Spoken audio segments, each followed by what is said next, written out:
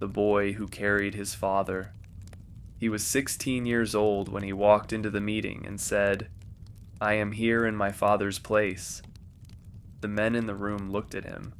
They saw a boy, a tall boy, large for his age, broad-shouldered, with the kind of face that the tradition describes as beautiful, so beautiful that later, when the story was told and retold and performed on stages across Japan, the role of Yato Emoshichi was given to women playing men, because the tradition could not conceive of that particular face as belonging to anyone but a beautiful young woman. But a boy nonetheless, 16 years old, in a room full of men who had been retainers for decades, who had children of their own, who understood that what they were planning was going to end in their deaths, and who had made their peace with that understanding. The men looked at the boy. Oishi looked at the boy. Oishi said, "You are too young. Your father is ill. Your mother needs you. Go home." Yato Emoshichi said, "Oishi-sama's own son, Chikara-sama, is 15 years old, 2 years younger than me, and Chikara-sama has been accepted into the group. Are you saying that the great retainer's son can go, but the son of an ordinary retainer cannot? Is that the kind of justice we are pursuing?" The room was quiet. Oishi was quiet. The boy had said the thing that could not be unsaid, in front of witnesses, and he had said it correctly. He had not been rude. He had not been disrespectful. He had made an argument that was hard to answer, and then he added quietly what his mother had told him that morning. She had said, "Go and do your father's work. Do not shame him. Come back having done what he could not do." Oishi accepted him. Eventually, after a period of silence that the tradition does not measure, but that the accounts suggest was not short, he accepted him into the group, and then, 6 weeks later, Yato Emoshichi's father died. The father. Yato Nagasuke was the kind of man who makes organizations function without being the person anyone talks about afterward. He was the chief accountant of Akko Domain, not glamorous, not dramatic, but essential. The money that funded the Akko retainers through the months and years of waiting, the money that paid for the messengers and the meetings and the maintaining of the network, the money that allowed 47 men to live in Edo without visible means of support. The careful management of all of this was Nagasuke's work, and he did it with the precision and the discretion that the situation required. He was 45 years old when the domain dissolved. He had spent those 45 years in careful service, in the management of numbers and accounts, in the particular reliability of someone who understands that the unglamorous work is what makes the glamorous work possible. He joined the conspiracy from the beginning. He was one of the first to commit. His name was on the first lists. And then he got sick. The illness came on gradually, the way serious illnesses often do. Not as a sudden catastrophe, but as a slow deterioration that the body manages to conceal until it can no longer conceal it, and then cannot conceal at all. By the time the family moved from Akko to Osaka in the summer of 1701, Nagasuke was already ill. By the time of the Enzen meeting in early 1702, he was too ill to attend. By July of 1702, he was dying. He lay in the lodgings in Osaka and thought about what he was leaving unfinished, the thing he had joined, the thing he had committed to, the thing that was going to happen whether he was there to see it or not. He called his son to his bedside. He said, "Take my place. Carry what I cannot carry. Wear my haramaki in the fighting, so that something of me is there. Do not leave the work unfinished." He died on the 15th day of the 8th month of 1702. He was 45 years old. He did not see the night of the 14th. He did not see the thing he had worked toward, but his son was there, wearing his haramaki, carrying his kaimyo, in a paper tucked inside the helmet, doing what he had been asked to do. The poverty. This is the part of the story that the tradition sometimes skips over in the rush to get to the dramatic elements. The meeting, the discussion, the night of the 14th. But the poverty of Yato Emoshichi and his family during the period of waiting is part of the story, and it says something about what the commitment actually cost. The family had very little. Nagasuke had been paid 25 koku, a small income, adequate for a careful family in ordinary times, inadequate for a family dealing with a long illness, and the dissolution of the domain that provided it. The accounts of the Akko conspiracy include a financial ledger, the records of money distributed to retainers in need. In that ledger, Yato Emoshichi appears multiple times.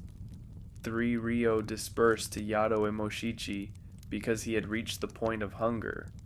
2 biu dispersed in the 11th month for food. The amounts are small. The notation hunger is not small. When Nagasuke died, the family could not afford a proper burial.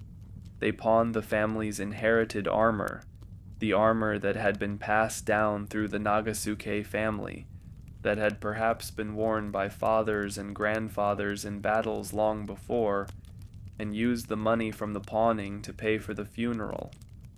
They buried Nagasuke at Kakushinin Temple in Osaka and put up a marker.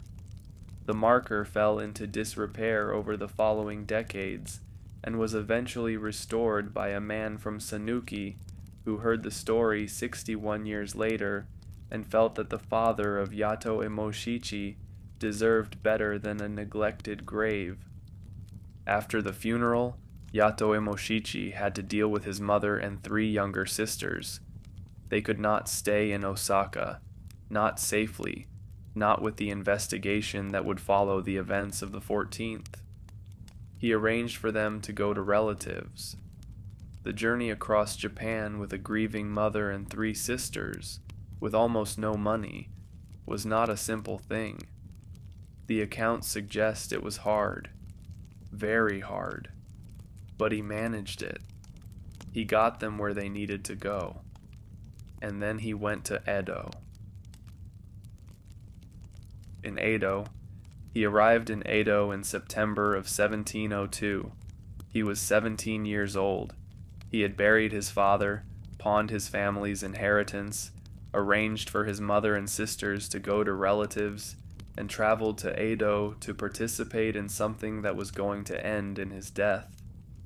He found lodgings in Minami Hachobori and began the waiting that everyone in the group was doing. The waiting that was the hardest part, the waiting that tested each man in the particular way that waiting tests the things you are. He had less money than almost anyone in the group. The disbursements in the ledger, the small amounts of money that the group distributed to retainers who had reached the point of genuine hardship, tell the story without embellishment. He was hungry sometimes. He was cold sometimes. He was, in the lodgings in Edo in the autumn and winter of 1702, a 17-year-old boy who had lost his father and his home and his income and who was waiting for the night that would end his own life, in the cold, sometimes without enough to eat. He did not leave. He did not reconsider. The men who reconsidered had reasons: family obligations, new positions, the simple, honest recognition that the cost was more than they could pay. Yato Emoshichi had all of these reasons available to him. His mother needed him. His sisters needed him. He had no domain, no income, no future to speak of. The practical arguments for leaving were overwhelming. He stayed. He was 17 years old. He stayed. The beautiful face.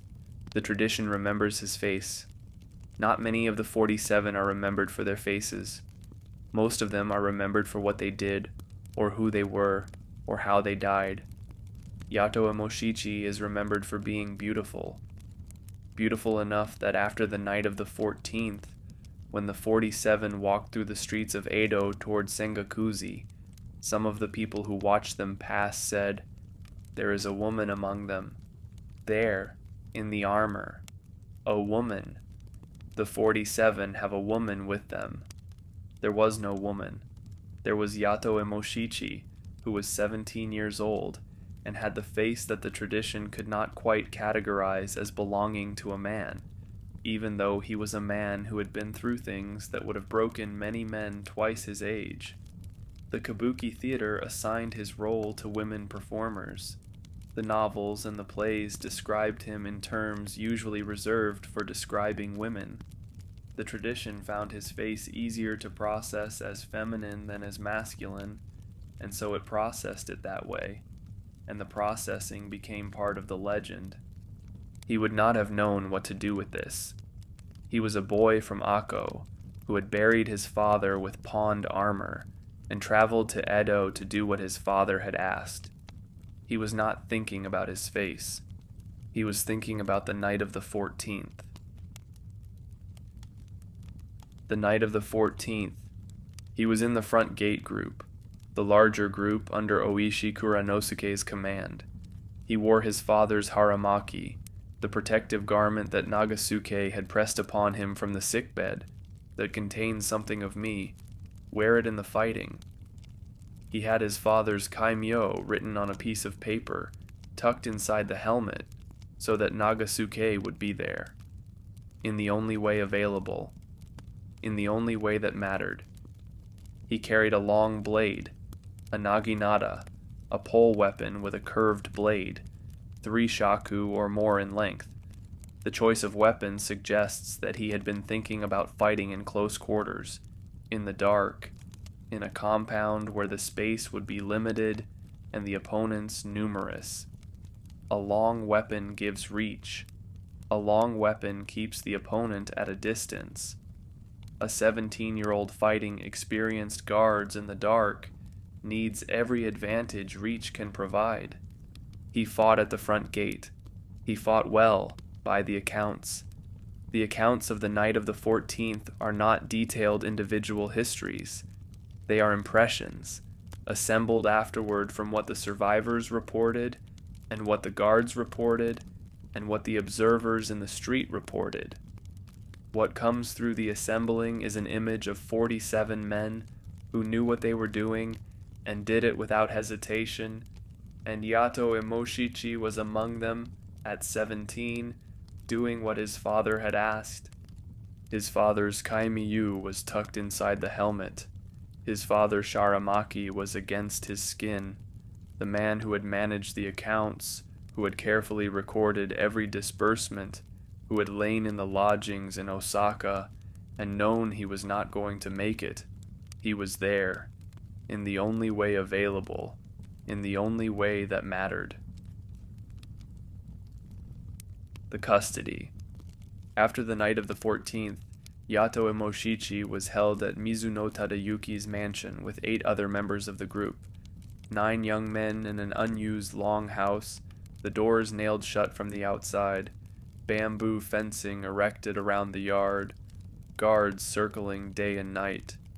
The records of the Mizuno mansion's handling of their prisoners are detailed and not flattering to the Mizuno family. They denied extra bedding even in the coldest part of the winter, denied sake and tobacco and braziers, confined 9 men in conditions that were, by the standards of the era, deliberately uncomfortable. He was 17 in December. He was 18 in February, when the shogunate's decision came. He spent those 2 months in the cold Nagaya of Mizuno's mansion, with the bamboo fence and the circling guards and the cold that the extra bedding would have helped with but was denied. He wrote a poem in those weeks.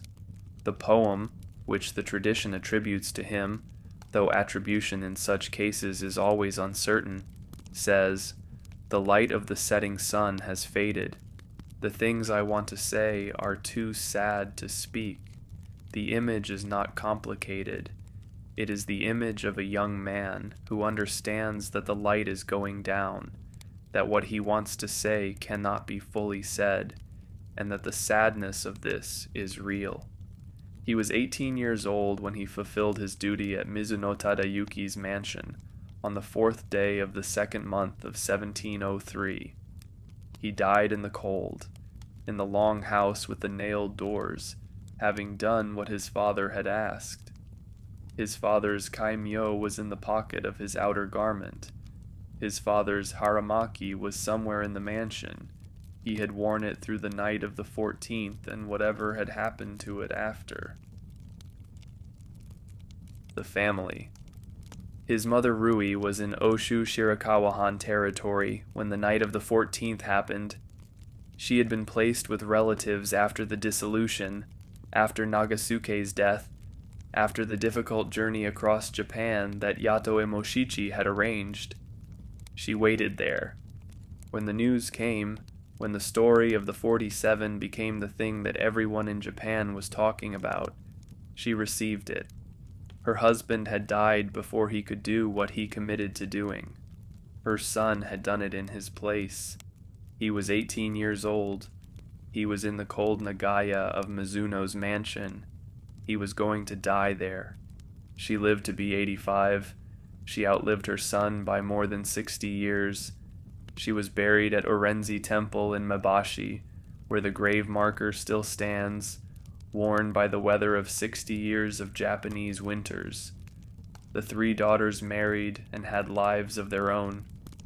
The family survived, in the way families survive when the men who were supposed to support them are gone, through the care of relatives, through the slow rebuilding of ordinary life in circumstances that are not ordinary. The youngest daughter, whose name is not recorded in the sources with certainty, was perhaps 3 or 4 years old on the night of the 14th. She grew up knowing what her brother had done. She grew up as the sister of Yato Emoshichi, which meant she grew up as the sister of a legend, which is both a gift and a weight that follows you through a life that never quite gets to be ordinary. The grave at Sengakuzi. He is buried at Sengakuzi with the others. He is not the youngest buried there. Oishi Chikara was slightly younger, but he is among the youngest, a boy of 18 in the rows of stones.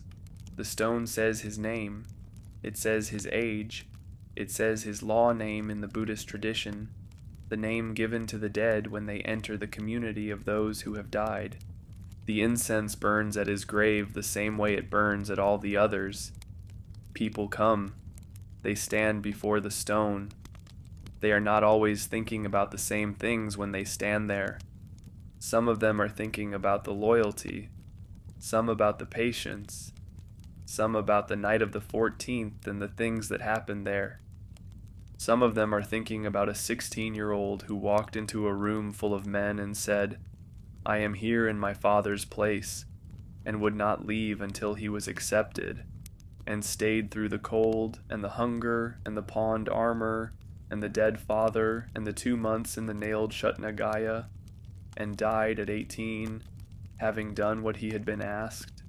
Some of them are thinking about a father who lay in a sickbed in Osaka and pressed his haramaki into his son's hands and said, "Go and do what I cannot do," and the son who went. Both of them are in the grave at Sengakuzi. That is why the incense burns.